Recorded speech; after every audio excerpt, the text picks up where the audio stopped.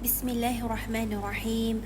Assalamualaikum warahmatullahi wabarakatuh. InsyaAllah pelajaran kita ni pada petang ini ialah pelajaran Tauhid darjah 4. Jadi kita ni akan masuk dalam tajuk baru pelajaran 7 iaitu Mu'jizat, Karamah dan Sihr. Pertama sekali kita ni akan belajar tentang mu'jizat. Mu'jizat ialah perkara luar biasa yang berlaku kepada Rasul-Rasul Allah. Mu'jizat ialah perkara luar biasa yang berlaku kepada Rasul-Rasul. Jadi dalam era di sana tu tujuan mu'jizat adalah untuk memperlihatkan keagungan Allah Subhanahu wa taala dan kebenaran seruan yang disampaikan oleh rasul-rasul. Sebahagian mu'jizat para nabi dan rasul. 1. Nabi Daud alaihi salam mempunyai suara yang sangat merdu. Apabila baginda membaca isi kitab Zabur, gunung, ganang dan burung-burung ikut bertasbih dan orang yang sakit menjadi sembuh. Jadi dalam kisah kali ini, dalam kisah Nabi Daud alaihi salam, baginda mempunyai suara yang sangat merdu, dan apabila baginda membaca isi kitab Zabur, gunung ganang dan burung-burung ikut bertasbih. Jadi itu adalah salah satu mukjizat yang diberikan kepada Nabi Daud alaihi salam, dan orang yang sakit menjadi sembuh. Hebat atau tidak hebat? Hebat. Alhamdulillah. Yang kedua, dalam kisah Nabi Daud alaihi salam yang kedua, mempunyai kekuatan yang luar biasa, yang mana melembutkan besi dengan tangan baginda sehingga mudah membuat peralatan keperluan hidup. Jadi mukjizat yang telah diberikan kepada Nabi Daud alaihi salam dalam kisahnya yang kedua adalah sangat luar biasa, yang mana mampu melembutkan besi dengan tangan baginda sahaja. Kalau kita ni sebagai manusia biasa, kita ni akan menggunakan tukul untuk melembutkan besi, ataupun kadang-kadang tukul indah dapat melembutkan besi yang keras. Akan tetapi dalam kisah Nabi Daud alaihi salam, Nabi Daud alaihi salam dapat melembutkan besi menggunakan tangan baginda. Artinya kekuatannya luar biasa. Alhamdulillah.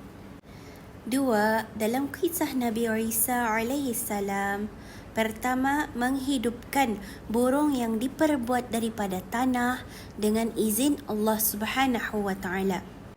2. Dapat menyembuhkan orang buta dan penyakit kusta. 3. Dapat menghidupkan orang mati. Jadi dalam kisah Nabi Isa alaihi salam, yang pertama, baginda menghidupkan burung yang diperbuat daripada tanah dengan izin Allah Ta'ala.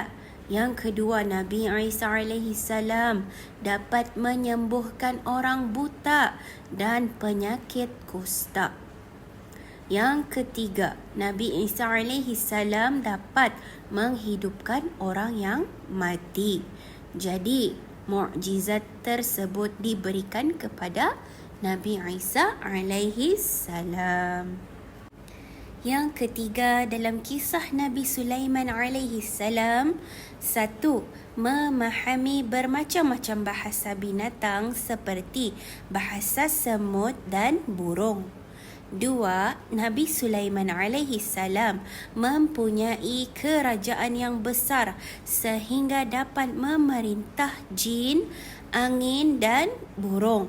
Jadi dalam kisah kali ini, Nabi Sulaiman alaihi salam, baginda dapat memahami bermacam-macam bahasa binatang seperti bahasa semut dan burung. Jadi Allah Subhanahu wa taala memberikan Nabi Sulaiman alaihi salam kefahaman tentang bahasa binatang seperti semut dan burung. Yang kedua, Nabi Sulaiman alaihi salam mempunyai kerajaan yang sangat besar sehingga baginda dapat memerintahkan jin, memerintahkan angin dan burung. 4. Nabi Musa alaihi salam. Nabi Musa alaihi salam membelah laut dengan tongkat baginda. Kemudian yang kedua, Nabi Musa alaihi salam, tongkat baginda menjadi ular. Dalam kisah kelima, iaitu Nabi Muhammad sallallahu alaihi wasallam, Nabi Muhammad sallallahu alaihi wasallam, Al-Quran Al-Karim, artinya Nabi Muhammad diberikan Al-Quran Al-Karim.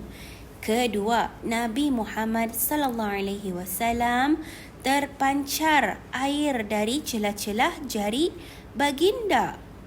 Yang ketiga, Nabi Muhammad sallallahu alaihi wasallam, bulan terbelah dua.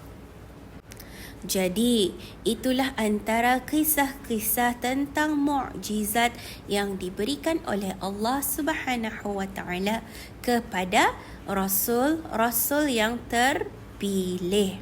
Semoga murid-murid dapat mengambil manfaat daripada pengajaran dan kisah-kisah Rasul-Rasul Allah. InsyaAllah itulah sahaja pelajaran kita ni pada hari ini. Diharap murid-murid dapat memahami pengajaran yang telah cikgu sampaikan. Assalamualaikum warahmatullahi wabarakatuh.